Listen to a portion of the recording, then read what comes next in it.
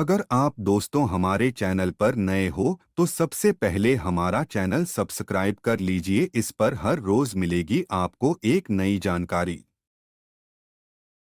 मेघनाद, जिसे राजपुत्र मेघनाद या इंद्रजीत के नाम से भी जाना जाता है, लंका के राजा रावण का पुत्र था। अपने पिता की तरह यह भी स्वर्ग विजयी था।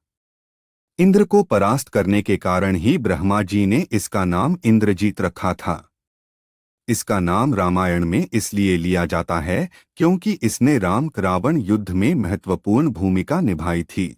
मेघनाद को वरदान था कि उसे केवल गुडाकेश अर्थात नींद को पराजित करने वाला व्यक्ति ही मार सकता है।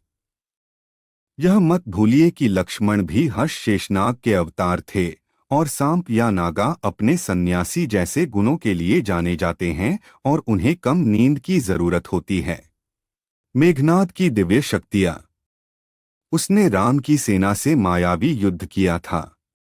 कभी वह अंतर्धान हो जाता तो कभी प्रकट हो जाता। विभीषण ने कुबेर की आज्ञा से गुह्यक जल श्वेत पर्वत से लाकर दिया था, जिससे नेत्र धोकर अदृश्य को भी देखा जा सकता था। बादलों की गर्जना, जिसे उनके विशेषण इंद्रजीत द्वारा भी संदर्भित किया जाता है।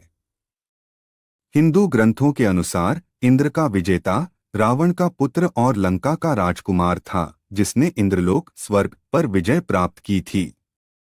उन्हें हिंदू ग्रंथों में सबसे महान योद्धाओं में से एक माना जाता है। उन्होंने मेघनाद को देव अस्त्रों का ज्ञान भी दिया, जिससे वो अधिक बलशाली हो गया था। मेघनाद अकेला ऐसा वीर था जिसके पास ब्रह्मास्त्र समेत पशुपत्रास्त्र और वैष्णवास्त्र थे। यही कारण है कि वो अकेला राम की पूरी सेना पर भारी था। दानव और देवों के बीच हुए एक युद्ध में रावण के पुत्र मेघनाद ने अकेले ही इंद्र को पराजित कर इसी के साथ ब्रह्मा जी ने इंद्र को यह भी बताया कि सिर्फ धरती पर एक ऐसा होगा जो मेघनाद का अंत कर पाएगा, जो 12 सालों से सोया ना हो। इस वरदान के चलते लक्ष्मण ही ऐसा व्यक्ति था जो मेघनाद को मौत के घाट उतार सकता था, क्योंकि वो वनवास के दौरान 14 वर्षों तक सोया नहीं था। एक युद्ध के दौरान उसने सारे प्रयत्न किए लेकिन वह विफल रहा। इसी युद्ध में लक्ष्मण के घातक बाणों से मेघनाद मारा गया।